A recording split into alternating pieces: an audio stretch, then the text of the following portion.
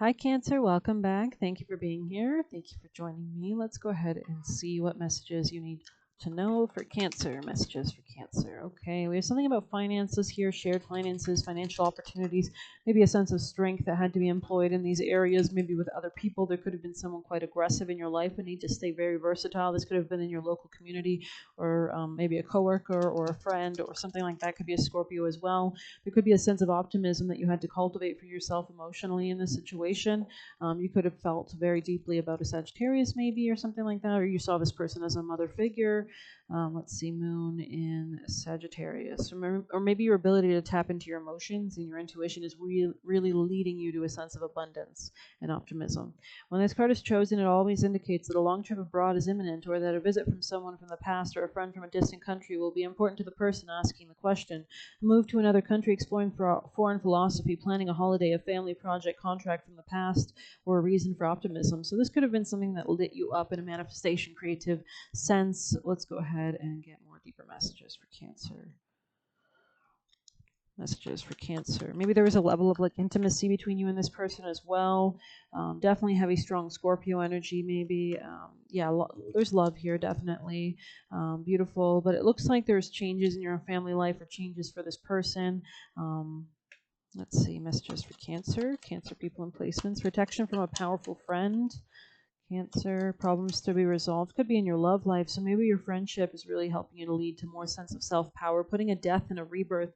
Maybe you're ending something from the past, even though you had a lot of problems with it or a lot of issues. You could be deciding to move beyond it. Best advice. Bat. Okay, number 6. This could have been in your work or job or situation or something like that. Invoke thy power and fear not the hidden. What lurks is coming with undenying change. Okay, let's see. Best advice. I'm being called to a different deck here. Most important advice for Cancer people and placements. Indulgence. Okay, number 19. So definitely something in your career, maybe even taking a trip, or kind of indulging, enjoying yourself. You are worthy of every desire, every dream. Demand what is yours and demand what you need. So I'm going to go ahead and read that one for you guys with Indulgence 19. Okay, self-worth. All right. So maybe this is like something that you had to put a past end to because it wasn't, nourishing a sense of self-worth. There could have been a level of mischief or like, some kind of, confusion here in this situation. Something could have been, not being guided to you through your intuition. Beltane is the natural time for indulgence when the earth offers a feast for both the eyes and the stomachs as spring comes alive and expands in bursts of colors and blooms. Like Mother Earth, you too will come alive when you indulge yourself. Indulgence doesn't necessarily mean eating an entire box of chocolates, though sometimes this might be required. The most productive way to indulge yourself is to acknowledge your worth and needs. Demand what is yours by giving to yourself first. Do you always put others before yourself? Are you working hard to fulfill someone else's dreams rather than your own? Do you stifle your own desires in favor of someone else's? Your dreams, needs, desires matter just as much as anyone else's, even more so because they are waiting patiently within your heart, waiting for you to find them and have the time and space to bring them to life. So definitely about business contracts or marriages or potential love situations that you were interested in.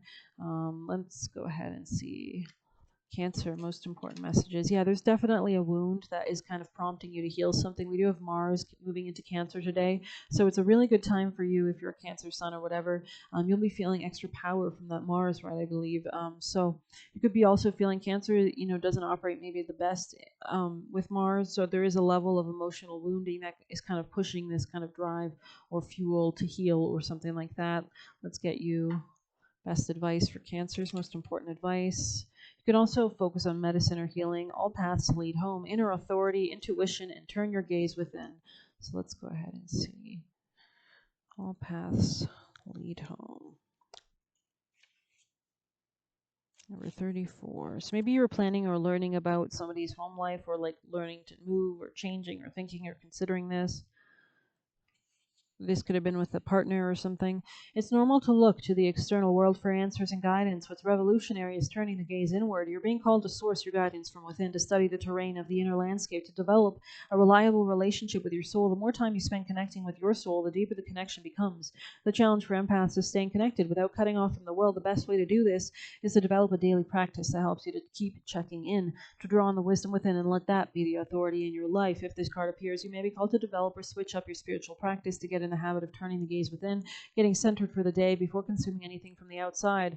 To start from a feeling of at-homeness, and throughout the day, find simple ways to keep coming home. This doesn't mean switching off from the realities of today's world.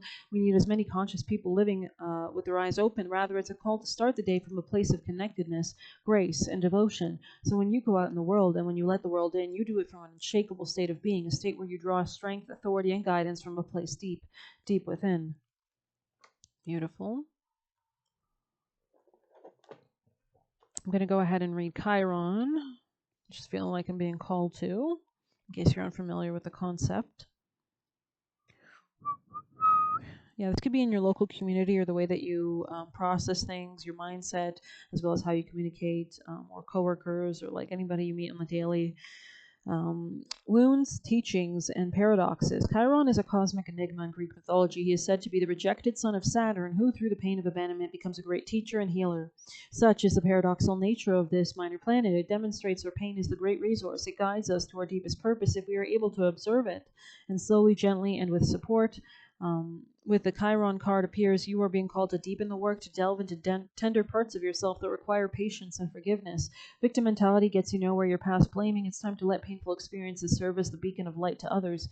Chiron reminds us of where we've been and where that allows us to go. Read the myth of Chiron or to ponder the story of your scar. Okay, Chiron is a symbol of betwixt and between, half man, half horse, neither planet nor star, both wounded and healed. In what ways are you paradoxical? Is this part of your strength?